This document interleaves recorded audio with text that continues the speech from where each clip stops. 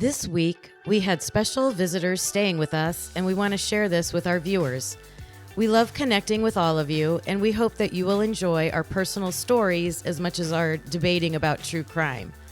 Please join us as we interview our friend Nicolas from France. Who is he? How did we meet?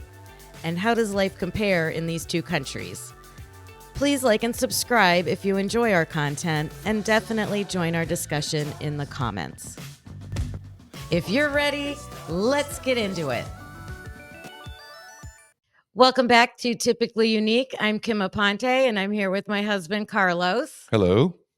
We have a special episode today, and we are called Typically Unique. So this is a unique topic tonight. We have our special guest here sitting in the middle of us.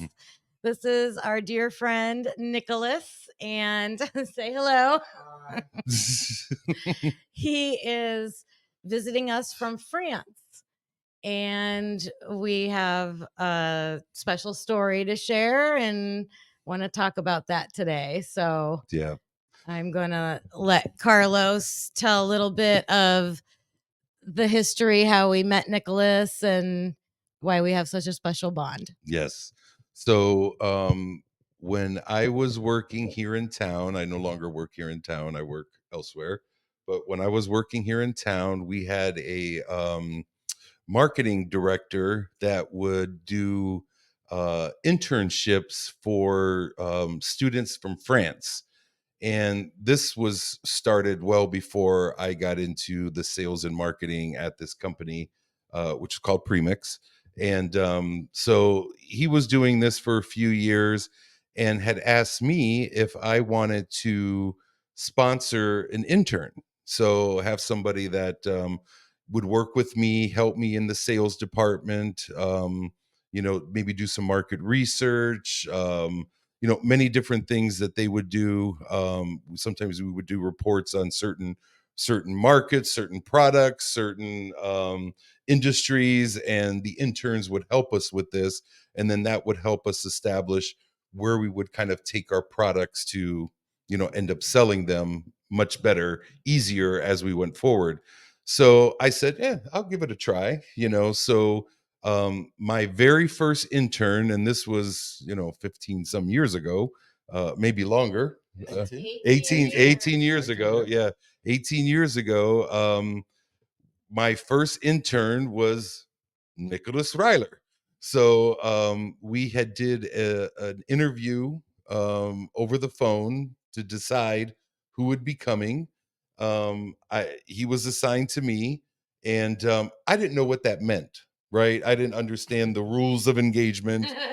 I understood that there would be certain things that we would do as far as work, but there's also the social aspect of this internship where they're coming from France, learning how to speak an international language of English. And that was part of their curriculum as well, as they needed to be able to speak English. So for me, it was trying to develop them in their career. And we'll ask Nicholas what his career aspirations were, especially before and after coming to America. But for me, as the manager, I needed to enhance his marketing or sales ability and his social interaction and speaking the English language. So that was what my responsibility was. But Nicholas, when you came to America for the first time, what was your understanding of this internship from your school, and what school did you go to? Oh, yeah, microphones here. Maybe a little higher. Okay. Sorry for that. So yeah, that's a good question, Carlos. But yeah, I didn't know nothing basically. I was just 19 years old, getting into that business school, which was a engineering and business, very much focused to the international. So in the third year of this program, we would have to make an internship in a foreign country. Yes.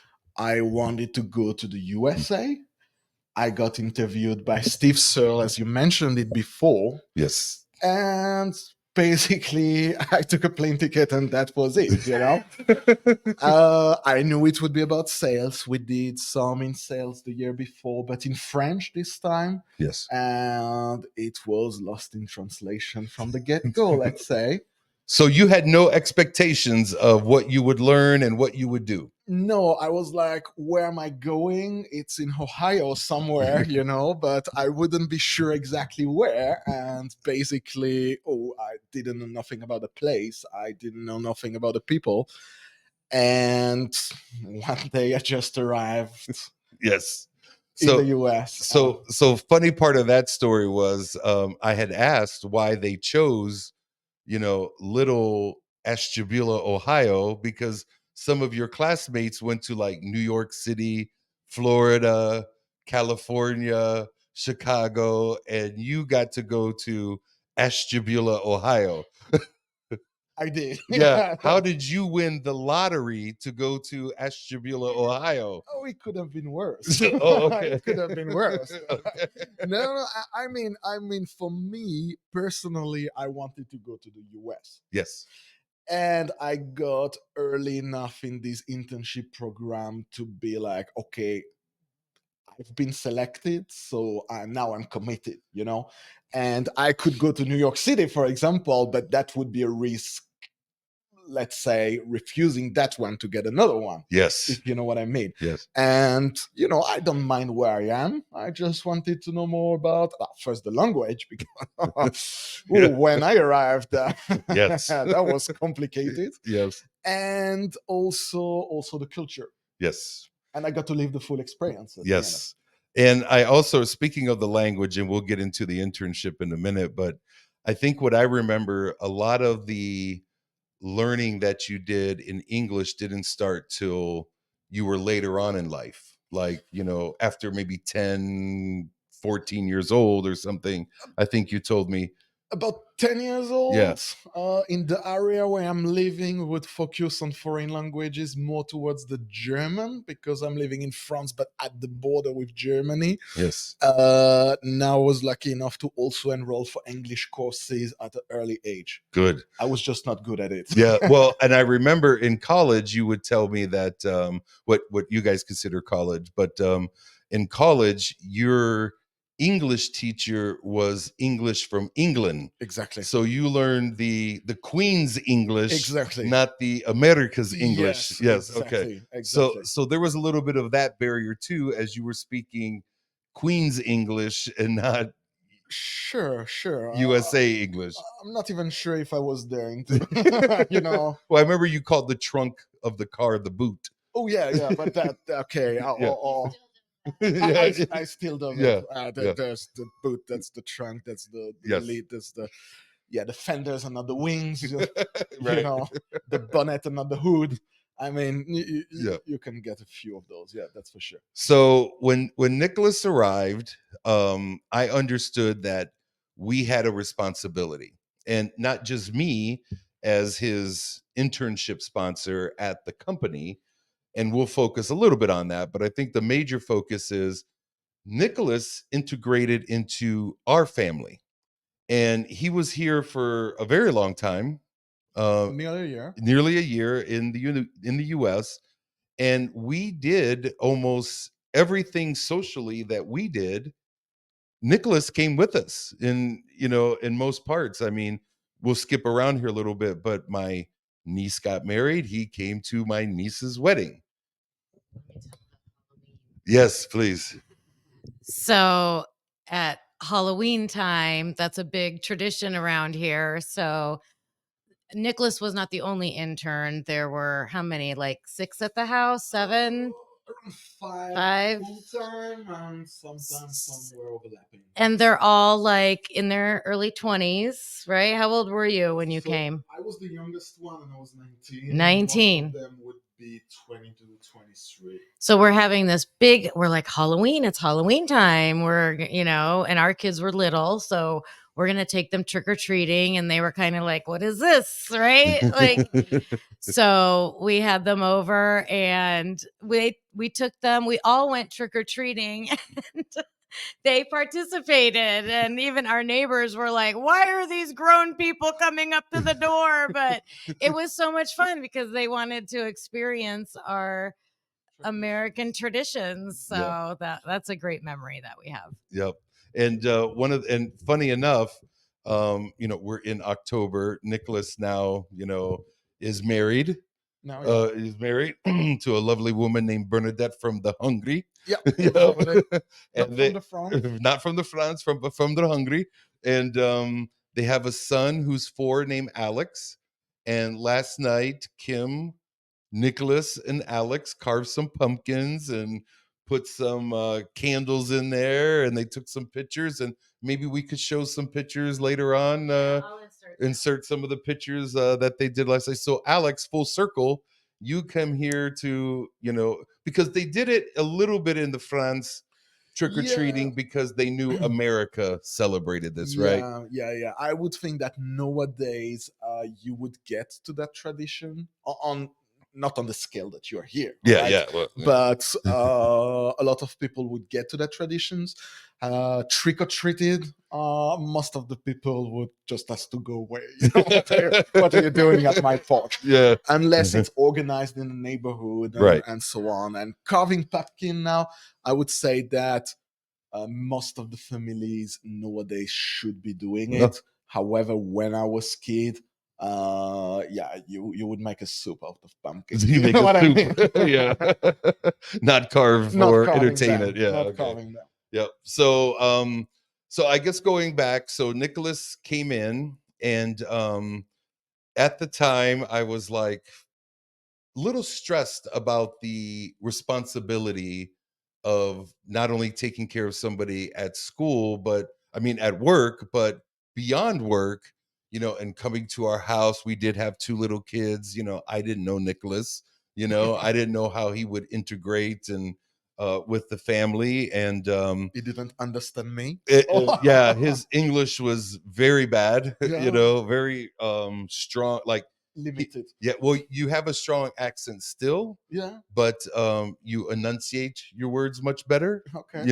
than you did when you first got here. So I speak half French, half English, Yeah. so I could You got there. translate for Nicholas a lot. But yeah, very, very difficult at first. But I wasn't sure how Nicholas would integrate into the family. This is a person that we don't know.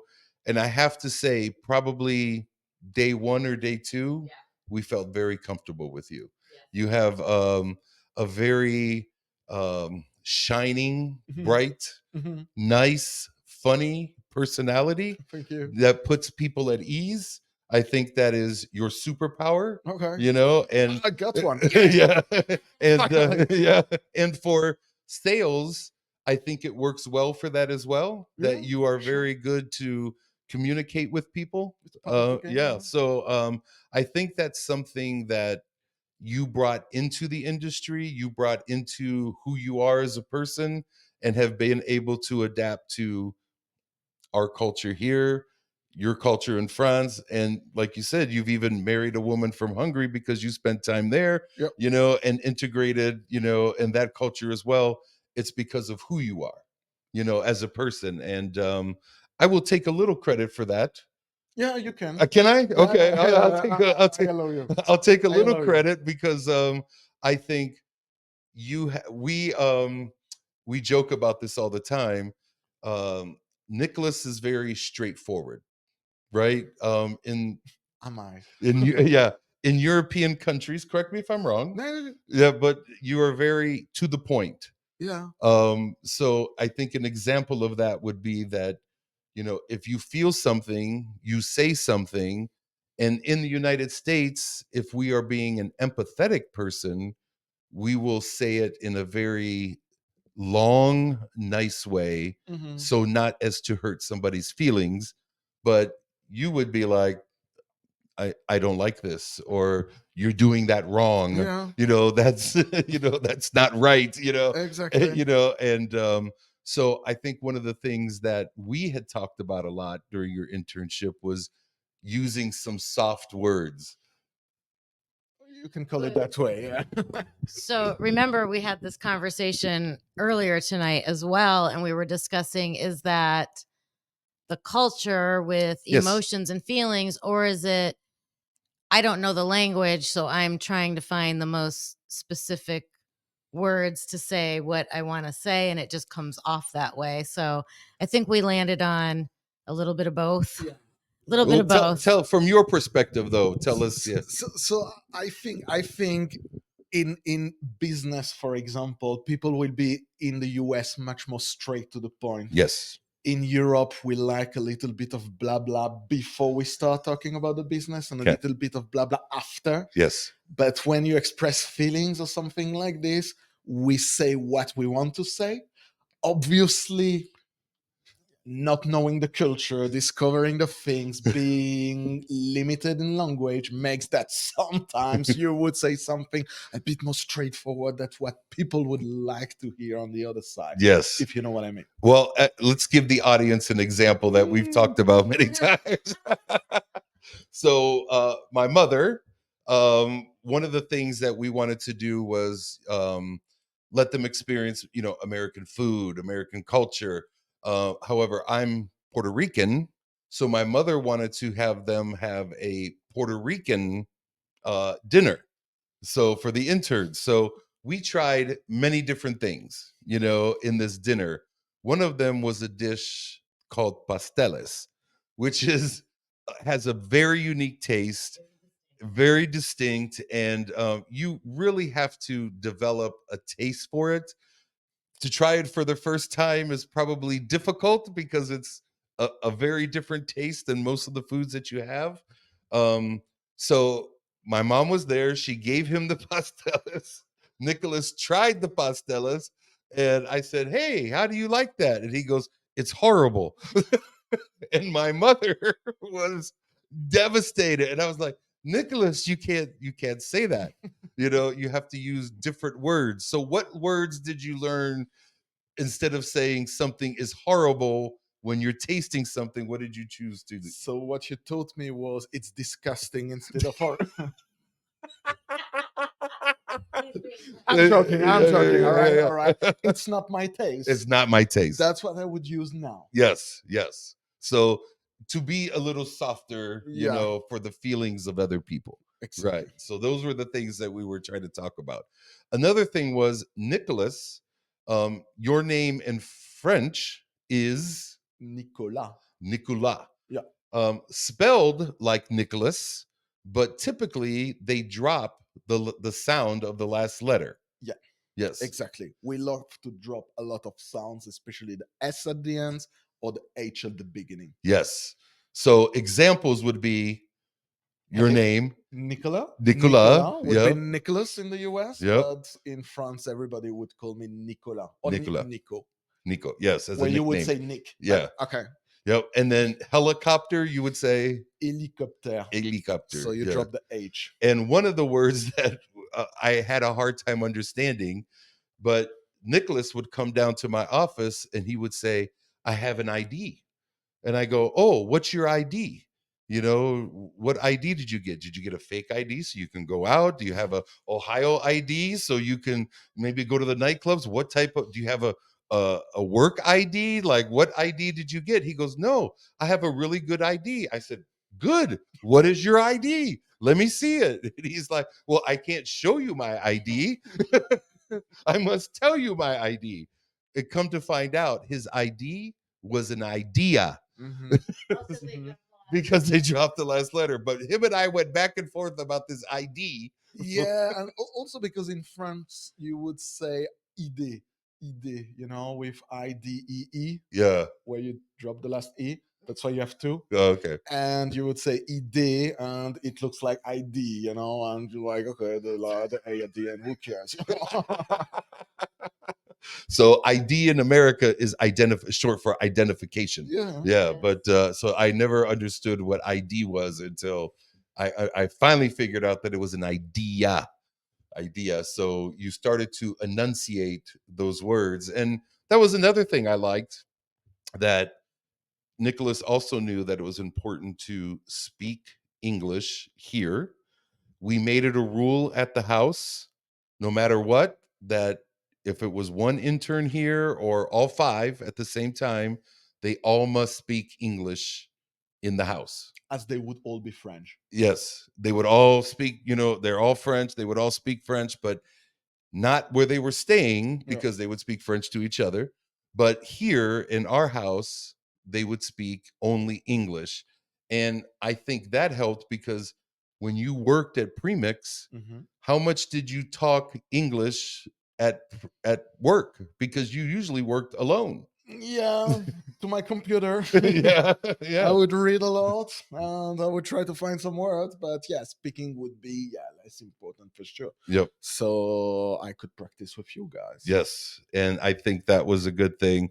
One of the best things that I think we ended up getting out of it was, at the time I was racing dirt track cars and asphalt track cars, short track. And I had asked Nicolas and some of the other interns if they wanted to participate in that. Nicolas was a fast yes. I was like, don't ask me twice. Yes. And some of the other ones were like, nah, it's not my taste. Yeah, exactly. Exactly. Okay. It's exactly the word I used. Yes. So Nicholas and I spent a lot of time here at the house working on race cars. Yep. So that was a good way for us to bond Yeah. and, learn about race cars and speaking English and talking a lot and getting to know each other. Exactly. We had dinner together 3-4 times a week here. Once Kim, we even had Puerto Rican. we had Puerto Rican food, which was horrible. You guys were in the garage, and I would cook dinner. She would cook. Then we'd come in at the end of the session. We would eat. Nicholas would, because usually you would drop, because you only had one car between the five of you. Yeah. So you would drop them off somewhere else, Yeah. like usually the YMCA or something. YMCA. Yep. Yeah. And then you would come here Gym. Yeah. and then work on the cars for a couple hours and then go pick them up and then go back home. Exactly.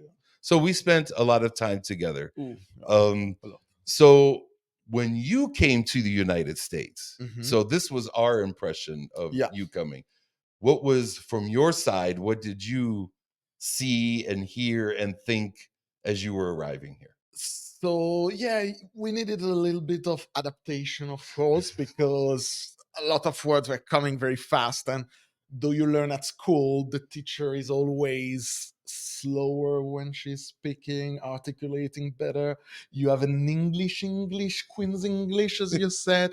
Here it's an American English, though in Ohio it's you don't have a big accent. So Right. that was maybe easier for us.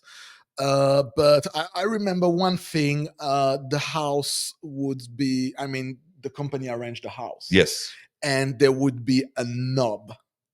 Okay. And you could turn it just to unlock a code that would open the door. Yes. And I had no idea about what it was.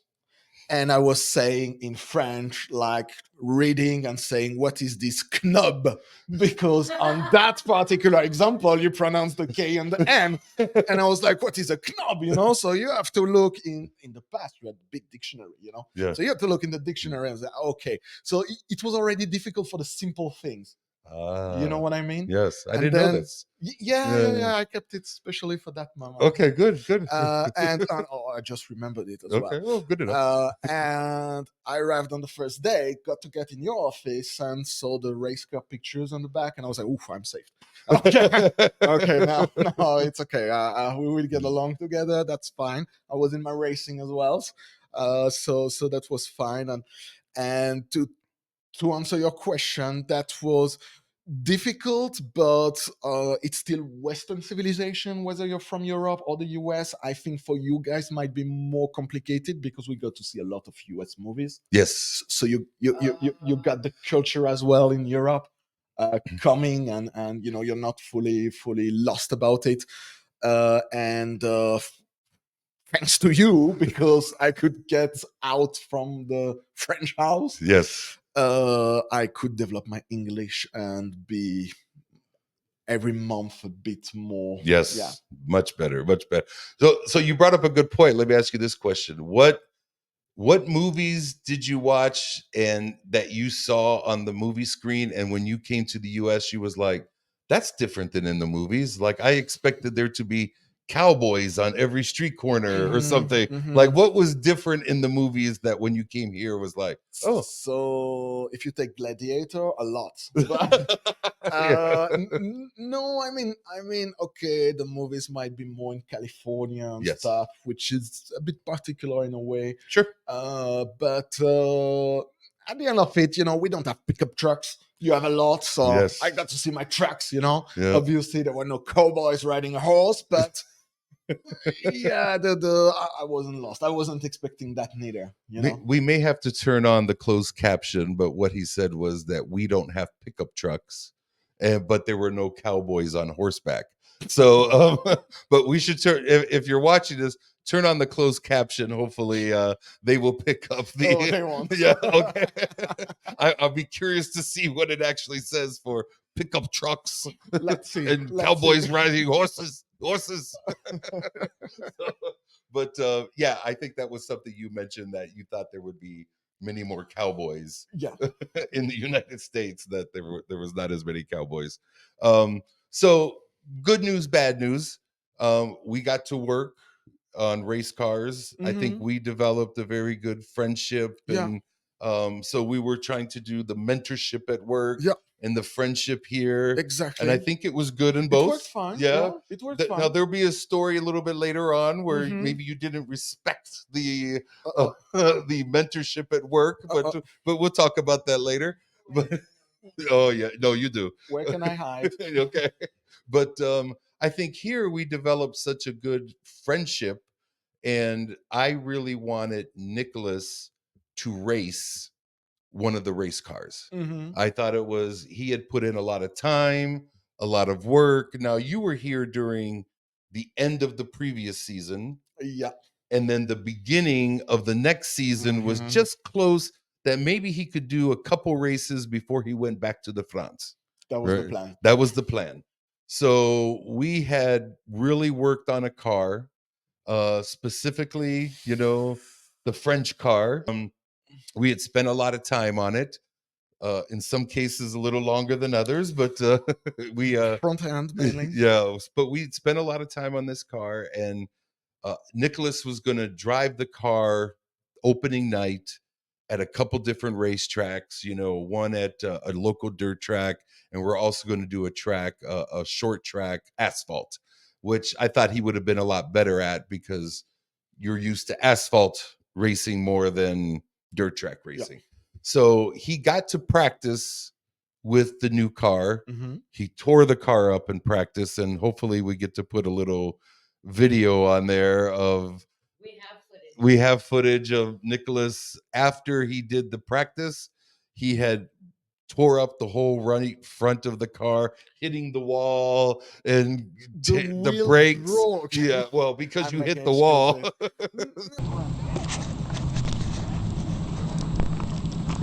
More weather handlers, we're going to experiment with other tires.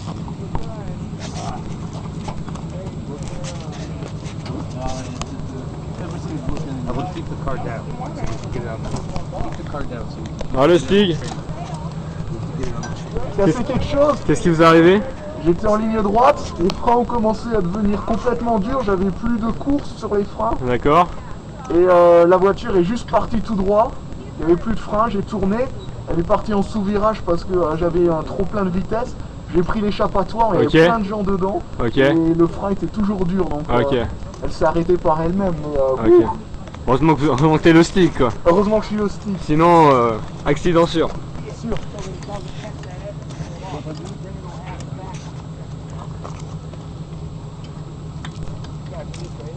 Voilà, il a pété 2 bagnoles dans la journée, il est content les gars.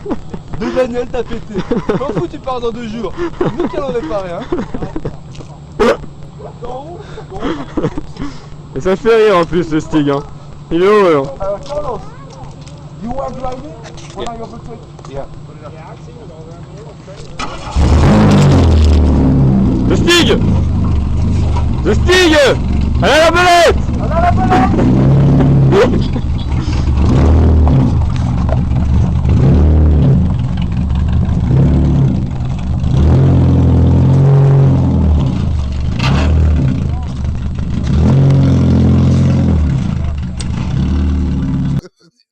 maybe. But so yeah, so he did get to drive the car in tests, but you never had the opportunity to race. No. How did you feel about that? Frustrated is the Okay. word. Yes. It's fine. Yeah. Okay. No, a bit frustrated because weather caught up, rain fell, Yep. and unfortunately, I didn't get to race. I I could practice, which is better than nothing. Better I'd than say. nothing. Yeah. Better than nothing. But yeah, we put so much time and effort in the car, and the reward was just here, and you could grab it, and you're like, oh, my sweet dream, what is it? And the rain would fell, and I was like, oh no. And uh just to get it a bit more worst, the first possible race where it was not raining was just on the day I would Yep. fly back to Europe. Yep. So unfortunately, it was even more cruel. Yeah. The best, shiniest, sunny Yeah. day was the day he had to go to the airport to fly back. Exactly. At least the flight was safe. Yeah, On that's camp. true. That was the good point. But yeah, I didn't got to race, unfortunately. And the other bad part, the internship was flipping over. Yeah. That another group was coming in. Yeah. So you had done so much work for Mhm. like 8 months Yeah. on this race car, getting it ready. He did all this work. The new guys come in and they get to race the car that he had built. And then they would tell him, "Oh, I raced the car." Yeah. Oh, I've been racing here. Okay. Tell me about that. Yeah. Kudos to them anyway, because I crashed the car into the wall just before I left. So Yes. So they had to do some They work. got Yeah. also there. I didn't left them without any work or something Yes. like this. They got to repair my damage that I just left them. Yeah. And even though they are talking in the video that we'll probably put up or you just watched, they're talking in French, even though they're supposed to be speaking in English. But then Yeah. the new guys just came and their English was horrible. So adrenaline. yeah. Adrenaline was kicking. Yeah, the That's adrenaline why. was there as well. But they are telling Nicholas, who's sitting in the car while they're trying to change the tire to get it back on the truck. They're telling him, saying, "Oh yeah, you destroyed this car because you're leaving anyway, and you're leaving the work to us." You don't care. You're leaving, so Yeah. you smashed it on the wall. Yep. You went over the limit. Yep. And he did. You raced the car pretty good. I have to give you credit. I think Thank you. if you would have raced, I think you would have done very well. Nobody will know. Yeah, nobody will know, but But I think okay. you have done very well. So today, since this experience in the US, did you ever do anything with racing in the France? Yeah, because I was already on my race cards before I met you, like Days of Thunder, Oh, like one of yes. the movie that I would watch a lot when I was in France. So yeah, actually I raced, but like on regular tracks, like Time Attack or Track Days or things like this. Race classic cars, a lot of those. So Yeah. it was my first non-go-kart race experience. Mm. These mini stocks. Yes. But after that I got much more, yeah. And we spent a little bit of time fixing a bumper at the time. I was learning. Yes. Okay, there was a bumper involved, and I was looking at it more than I was working on it. Yes. And it took maybe 3 weeks to dismantle it and reassemble it. But now I know how to fix a bumper. I learned a lot also on that field, thanks to Good. Well, let me explain the bumper then, I guess. So, what I think you didn't say was you ended up buying a bunch of kind of classic cars and race cars. And then you would, as part of your business, you would rent them out to people to run on a track. Yeah. And so that actually became a business for you before you got into the business you're in today.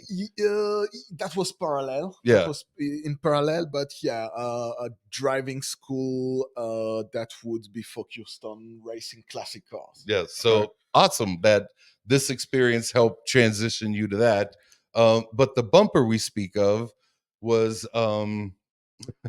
one of the tasks that we had to complete on the car, because we had a certain thing that you'd want to do every time you came over. Yeah. We would, race cars have specific requirements that we would have to do. And then we would do a little extra to the cars sometimes, like Painting a French flag. Yeah, painting a French flag, or you have to put on a hook on the front and the back of the car, and we would do some things like that that are specific to race cars. Well, we wanted to fix the bumper that we had and sturdy it up a little bit, and I thought Nicolas would be good for him. I said, hey, I want you to, take this bumper off, put the new bumper on, or fix the bumper that we have and make it a little bit more sturdy, because you do some bumping with the bumper. So we had 2-hour sessions where he would come over, and it would take us 2 hours. And I noticed 15 minutes to go in the first 2-hour session of fixing the bumper, he is still sitting there looking at the bumper. He never touched the bumper. I said, "What are you doing?" And he and said, I answered, "Think before you do." and you said, "I must assess the bumper." I must assess the bumper. It was a long assessment. Yeah. I gave you that. That was a long assessment. That was maybe a multiple day assessment. It was a multiple day assessment. The first screw was a little bit hard to find, but did I got it?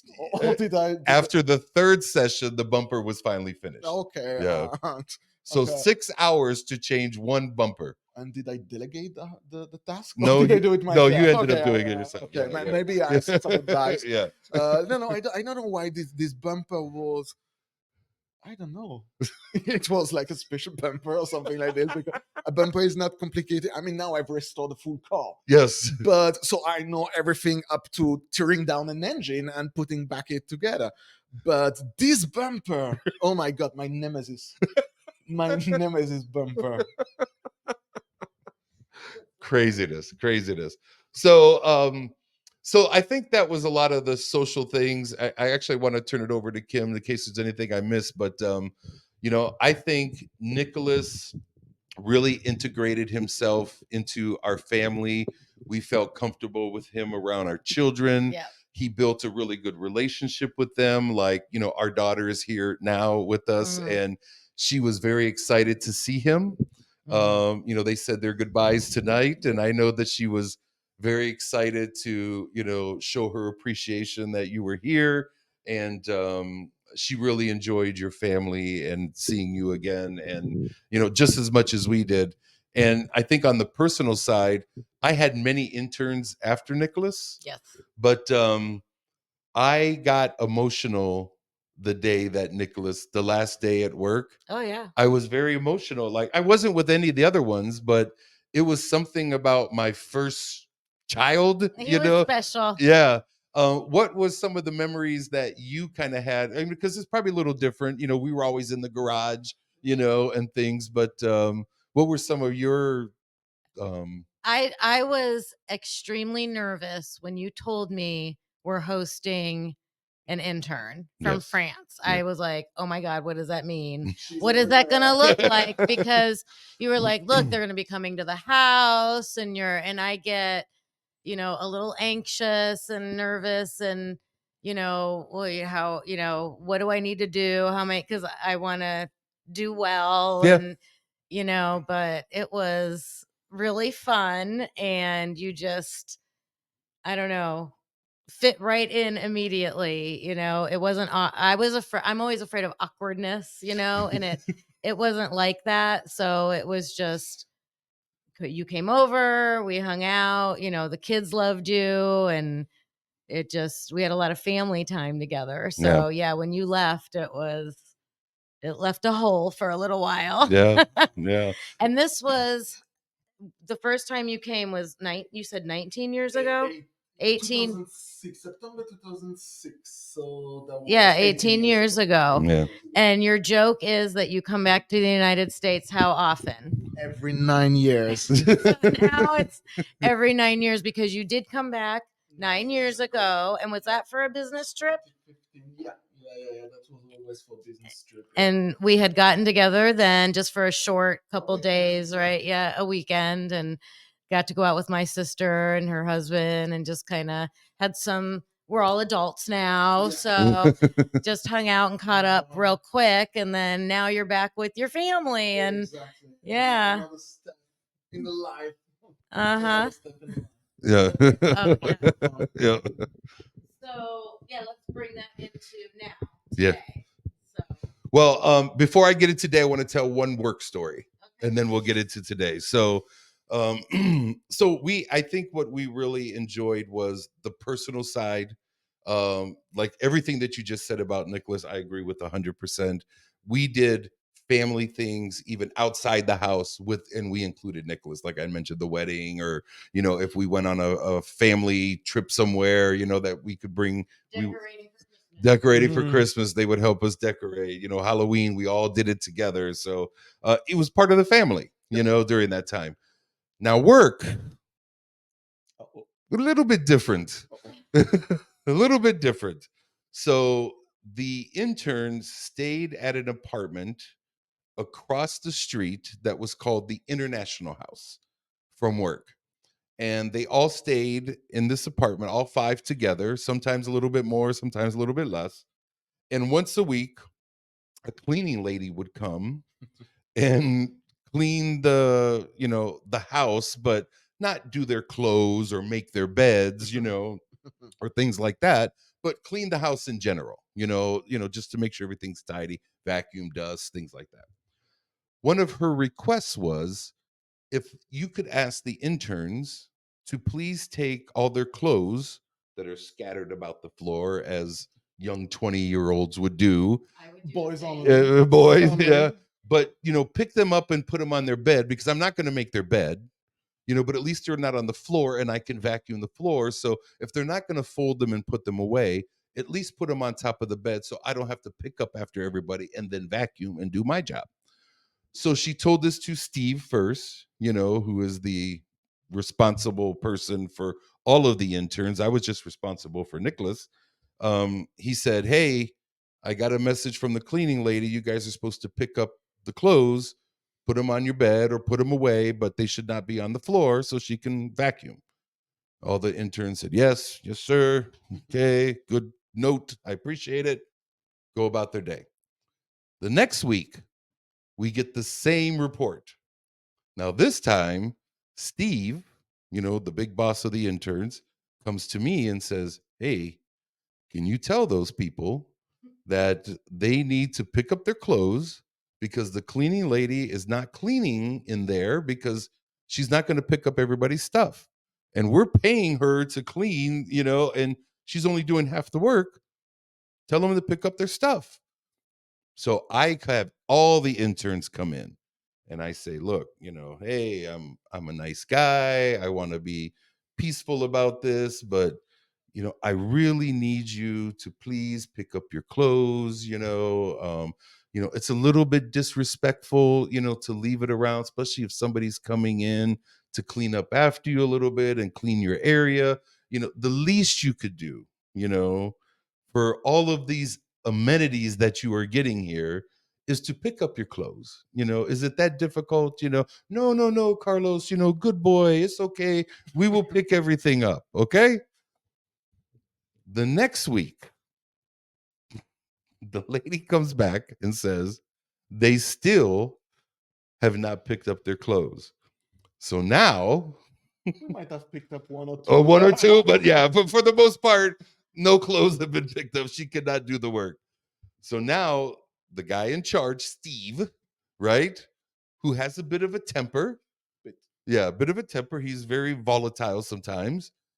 He calls in all the interns, and using much more colorful language than I would generally use, said, "If you don't pick up your clothes and get them out of the way for the cleaning lady, I am going to come over to the iHouse. I'm going to throw all your clothes out the window, and I am going to light them on fire. And after I light them on fire," now remember, he's using a lot more colorful language every other word.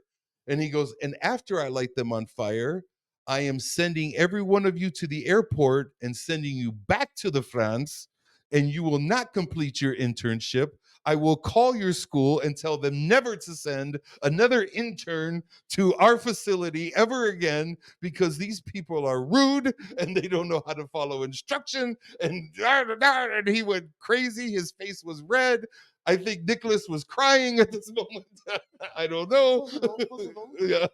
And it was crazy, but I think the next week the lady did not say anything about the clothes on the floor. Is that how you remember it happening?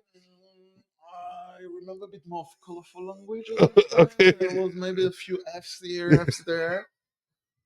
I remember it burn the clothes and not light them on fire.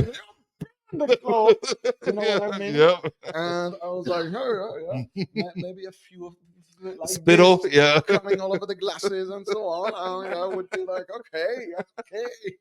And I think the cleaning lady never complained about that anymore. No, I don't think so either. But I asked them, I said, why, when I came to you with such love and compassion and niceness in my heart, did you not follow my instruction? And what was your response to that? I don't either. Why would you not respond well to me being nice and, hey, do me a favor, help me out? I think at 19 years old, you need a good punch on your face and to pray. You know what I mean? Okay. I think that's the case. All right. So at 19, you need a good punch in the face. Okay. So I think I have another moment of when I knew that Nicholas was a part of our family. Ah. And didn't we get a phone call in the middle of the night one time that he took the trip? So you know that you're like almost a child of the family, or like you have a special place in our heart when you take a phone call at like 2 a.m. or something. It was like super late. And Carlos, I hear him on the phone, and then he's getting up and I'm like, what are you doing? It's Nicholas. And I don't remember the details. I remember the details. And we spoke of this yesterday, I think. We talked about this. How I remember it was, and you were a big part of this. So you may want to keep that as I remind you of the situation. And then we'll let Nicholas tell his side. So Nicholas called from the airport and said he didn't in Cleveland. Yes. And we are yes. 70 miles away from the airport Yes. to here. He calls after midnight, Yes. and says, hey, I'm stuck at the airport. Yes. I do not have a ride. And I said, oh, okay, go to sleep. Maybe I'll come tomorrow and pick you up in the morning. That's what it was. And Kim said, because I was like, I'm not getting up. He told him to just stay at the airport. Stay in the airport, go to sleep. And Kim taking it at he's our child. He's a part of this family. You can't do it. I said you cannot leave. I would, if Carlos thought he was going to go back to sleep that night, I would have guilted him and hounded him. So by the time he would have picked you up in the morning, he might as well have just left right away, because I was like, you can't do that. You have to go get him.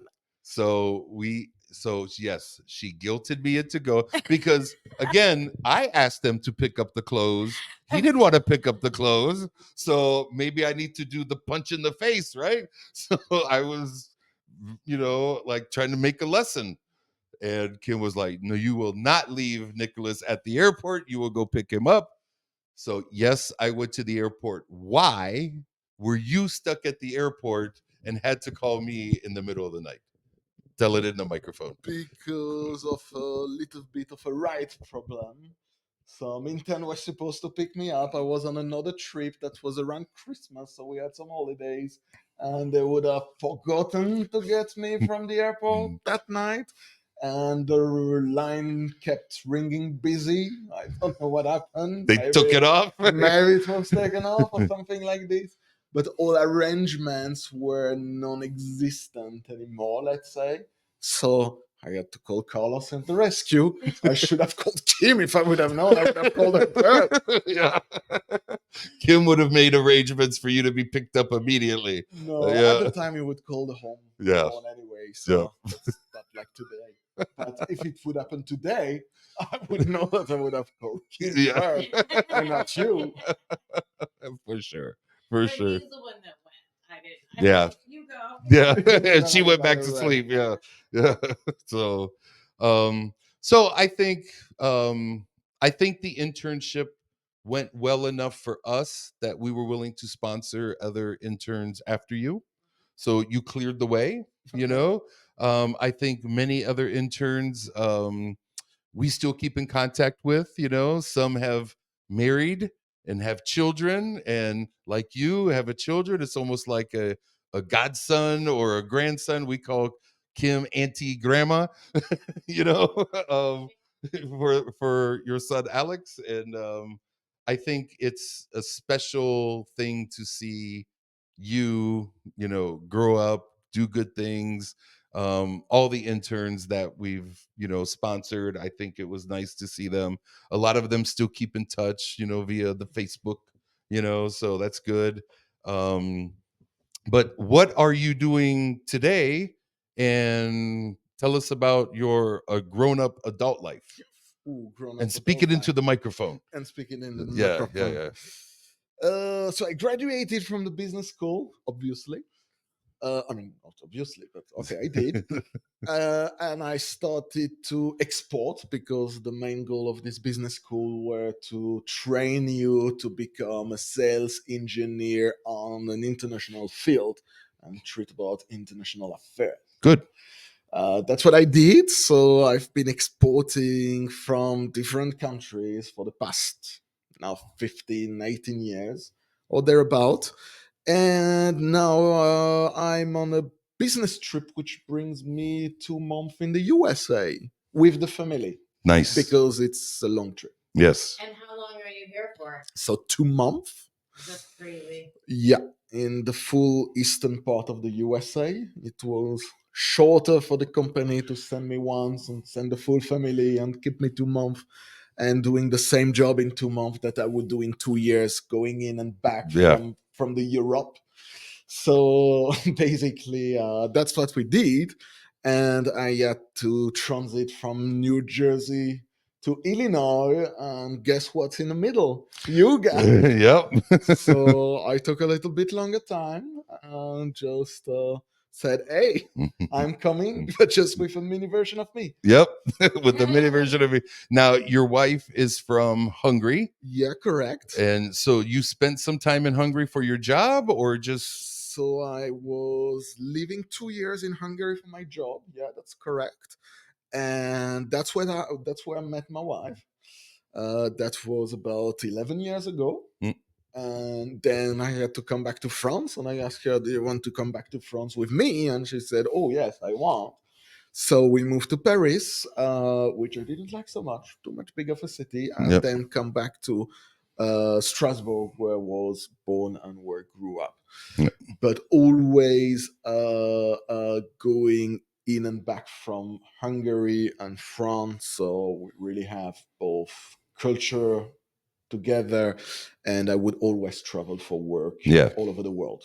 What's interesting is your son, who's here on the trip with you, he speaks Hungarian, he speaks French, and because you and your wife don't speak French or Hungarian perfectly, you speak English to each other. So your son is kind of picking up a little bit of the English as well. So he is trilingual. You are bilingual. Yeah, for the most part. So my wife now, she lives in France, she got to speak French, but as we started in English, it's very hard to switch language. Yes. So we always spoke English together, and since the kid is born, I would speak to him in French, she would speak in Hungarian, and the common language that we don't speak to him is English. So now we got to experience that other people than just the two of us are speaking English, and he's catching up pretty fast. He's been answering since the first day he's been here. There have been certain words that we've been using because we've been trying to learn some keywords that he likes. Yeah. You know, Monster truck. yeah. But he's picking up words that he is starting to say in English to communicate with us. Yeah. Yeah, you know, so And today he answered the full question for the first time with a nod. yes, they will take it. So very interesting that your son is nearly trilingual. So Yeah. that's good. I mean, I'm sure he can understand some things, and you had even said that as well. Yeah. But I think one of the last things I want to ask is, and then I'll leave some questions for Kim. But one of the last things I want to ask, what is the the cultural difference between, because you've lived in Hungary for some time, you've lived in Paris for some time, you've been here for some time, what are some of the the big differences that you noticed in those three countries? So from the three countries, so France and Hungary might be very similar. Okay. Because that's Europe. If you take Strasbourg to Budapest, that's just 600 miles. So it's not that much compared to the size of the USA. Yep. And I would say that it's pretty much the same. I'm not getting lost or something like this, if you know what I mean. Yeah. I can speak English over there. Everybody would understand. It's not always the case in France, but differences between between Europe then and the US might be bigger. So I guess we might spend more time on this one. I always say we are similar yet so different, the way our streets are built. You got large way, all perpendicular to each other, very easy. We got little windy roads that are getting even more windy when you are getting into a downtown of a major city. Yes. Our cities are much less spread. Everything is in the downtown. You would eat in a plaza, for example. We would go into a city center to find our restaurant, and they would be all next to each other. And we walk a lot. You drive a lot. Yes. Transport system Yep. inexistent. Yeah. Existent. Yes. Yes. I want that here. Yeah. Healthcare. I remember when because in France healthcare is free. I mean, nothing is free. We pay a lot of tax for that. But once you got sick, you got fixed for free. Let's say more or less. And for a very tiny amount of money. And when we were in the US, there was somebody called Aurelie. Yeah. Okay, you remember her? Mm-hmm. And one day she had a terrible stomach ache. Oh, I think I remember. You remember that one? And we didn't know what it was exactly and so on. And she had to go to the doctor.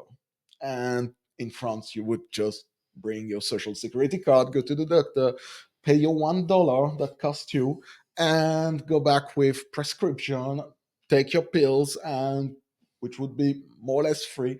And there you go. But over there, we were students, not paid a lot. And we were like, oh, we have to pay for a doctor, So we were restraining ourselves much more. Like, are you sure you want to go to the doctor? Oh my God. First of all, we didn't have any idea. Would it be $50, $1,000? We didn't know that because we're young and we don't even know that. Yeah. But at the end of the day, we were like, okay, it will be much more than what you earn every week. So if you go there, you must have to be sure that you need to go to the ER. Yes. You know what I mean? Yes. And we had to check all our insurance paper because we're 19 years old. If we are not picking up our clothes, who do you think checked what would be his insurance once we would be over there? Yeah. So everybody was like, okay, let's check our insurances. Maybe you have the same as we do, Yeah. And at the end of it, she got better. So that was fine. Oh. But we spent like a few hours calling Europe, just to know. And she was like, it will cost me a fortune. And I don't know if I have an insurance here. And will I be able to afford it? And would my social security in France that I have would cover it here. Yeah. So a big unknown, let's say. And in Europe, we would have just go, and even at the European level now, you get the European social security card that I can go in Hungary and get everything that I need over there, and it would be sent back to France. So, you know what I mean? I just want to say that the way that you painted that picture of like how seriously you guys all questioned, like you have to be sure, and how are we going to pay this? A lot of Americans go through that. Like feeling that way about that. So that's, yeah, you described that very well. That was good restraint on your part, Kimberly, because I was going to say that we try not to be overly political on our channel, but the way you described of how you had to make what could have been a life and death decision. What if that pain was appendicitis and it burst and she was no longer here? But you had, because you're in America, you had to weigh the option of, am I sick? And can I afford it? Or there's no amount of money that I wouldn't pay to make sure that I can live. And there are people in this country who are faced with that decision every day. Every day. So we try not to be political, but the way you described that was very good. That how healthcare in France takes that out of your hands, where you don't, if you feel like there is something wrong, you can take care of yourself, you could take care of your family. As a husband, I couldn't imagine being like telling my wife, I don't know if you should go to the doctor because we will become bankrupt if you do. That's just a horrible decision to have to make. You just go, you become bankrupt, and hope you can recover 10 years down the road. Yeah. There was the same thing with the school itself. Like public school is one thing, and after in college here in the US, you have to pay a lot for it. A lot, yeah. Most of college throughout Europe would be entirely free. As I was in a business school, you had to pay a fee, and I remember that you were a bit surprised about the amount that we had to pay, because we were like, oh, we have to pay a big fee for a business school, and we have to pay, if we convert in dollar, like it would have been like $4,000 to $5,000 at the time for a full year. And you were like, that's not expensive. That's cheap. And we're like, no, that's expensive. Most of them are free, Yep. And like a very expensive business school, like some of the top best would be 25K. Maybe I might be wrong, but at the time it might have been 25K for some of the best business school in France, at least. Cannot talk for the other European countries, but I would say they are similar. Yeah. So that was another difference. And the price of fuel. Oh yeah, that's on your advantage. That's on your advantage. We are paying over $10 a gallon, so we are running some very tiny engines. Yes, yes. We don't have choice for that. But you're, like you said, your roads are small, so you have small cars. We have SUVs and trucks in the United States. Yeah. I think maybe it would have been the other way around if we would have access to inexpensive fuel. Yeah. But yeah, that's the way it is. Electric cars, are they starting to be a big thing in the France now? We have one. We have two opposites, the big and the electric car. So a lot of incentive from the government to get to an electric car. Let's see where it goes, because now it's not trendy anymore. I guess that's the same here. Yep. For the first time in history, an American manufacturer became the most car seller in Europe. Tesla? Tesla. Yeah. Well, okay. That's first one, because your cars are so different. Yep. They are made to go straight line. Our car are made to go to be small and nimble. Yep. And economical, very economical. Yep. But or we would use a lot of public transport as well. Yeah. Anything else from you, Kimmy? So you have come back. This is 9 years later after the second visit. So, and your business, that's what first brought you here in the first place. And now your business has brought you back to do some work for a couple months, and then you'll be heading back to France. Exactly. And we are going to miss you terribly. We have to say goodbye in the morning, and it's going to be so sad again. But we want to make sure that we keep in touch a lot more this time. I think sporadically we kept in touch over the years, but we need to make some plans definitely too. We have to get ourselves over there to see. We always say the France. Yes. So we're going to be talking about that, and hear it through me, but to experience it by yourself. Yes. Because what I see might be different from what you experience. Sure. So next time I will be on the other side. And the podcast. I will do the podcast, and I will be like, Carlos, tell me what are the differences. Yes. What was the most impacting thing that you had? I'd be interested. Yeah. So I think it'll be our turn.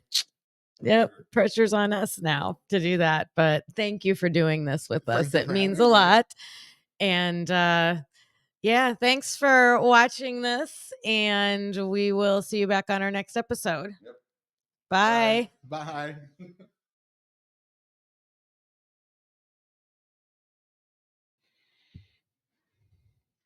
1, 2, 3. I wasn't prepared.